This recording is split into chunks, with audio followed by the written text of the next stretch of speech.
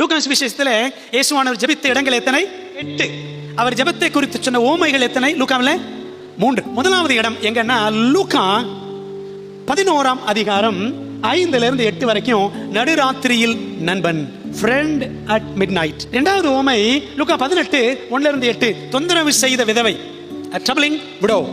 மூணாவது லூக்கா 18:9-14 வரைக்கும் படிச்சீங்கன்னா ஆலயத்தில் ஜெபித்த 2 மனிதர்கள், 2 men praying in the temple. இந்த 3 ஓமைகளிலும் ஜெபம் பற்றி மகத்தான பாடங்களை இயேசுவானவர் நமக்கு கற்றுக் கொடுத்திருக்கிறார். சரி, முதலாம் ஓமையில என்ன பாடம் கற்றுக் கொடுத்திருக்கிறாரு?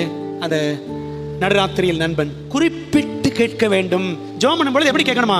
ஆண்டவர்கிட்ட ஸ்பெசிபிக்கா டெஃபினட்டா கேட்கணும். இரண்டாவது ஓமையில என்ன பாடம் என்றால் லூக்கா 18:1 சொல்லும், சோர்ந்து போகாமல் எப்பொழுதும் ஜெபம் பண்ண வேண்டும் என்று அவர்களுக்கு ஒரு ஓமையை சொன்னார். அப்படி படிக்கலாம். மூணாவது ஓமையில ஆண்டவர் இயேசு கிறிஸ்து சொல்லி கொடுத்த பாடம் என்ன அப்படின்னா, 2 பேரும் ஜெபம் பண்ண போனாங்களே, ஒருத்தன் ஆயக்காரன், இன்னொருத்தன் பரிசை.